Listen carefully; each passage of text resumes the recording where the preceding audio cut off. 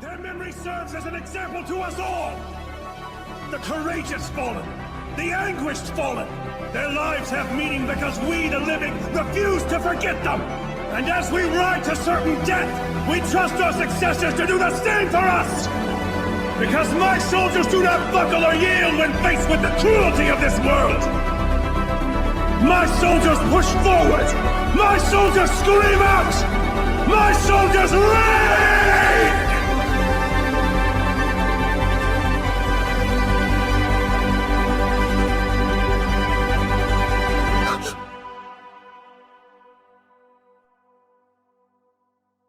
I just got done watching the final episode of Attack on Titan of the final series. First things first, what I have to say is that anime solidifies itself to be peak fiction. Quick editor's note, because I was drunk when I recorded this and I really wanted to make sure this part was as clear as possible. Manga readers' opinion of an anime in general is irrelevant. That just ruined my mood!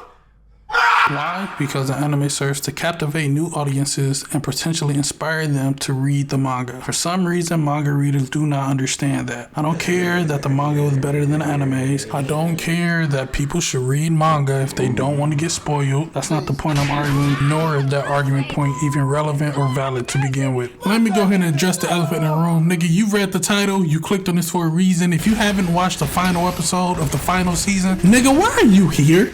Spoiler alert!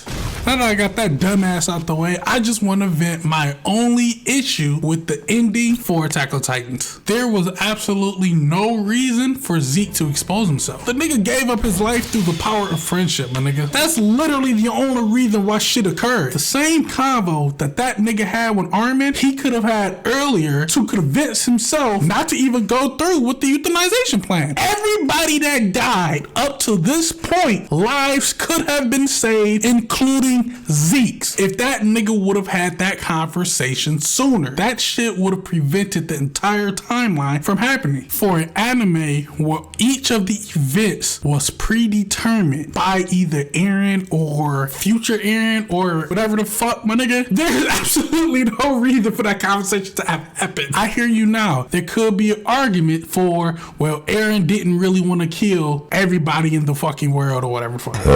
That's cap!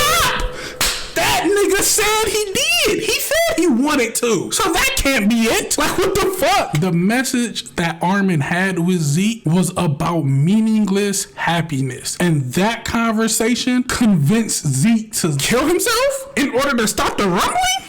What the fuck? Like, why? My nigga? Like, even the messenger of that conversation had no importance to the conversation. That conversation could have been relayed via the vessel of a child. Simply from a child saying, well, I don't think about blah, blah, blah, blah, blah. I just enjoyed the happiness of me throwing ball with my father. Bro, what the fuck? That statement prevented this nigga from aiding and killing 80% of humanity or euthanizing 10% of humanity. Who gives a fuck? A whole island of motherfuckers. Other than that, the anime is a 10 out of 10. My nigga, if you are still here and you have not watched the final episode, my nigga, what are you doing?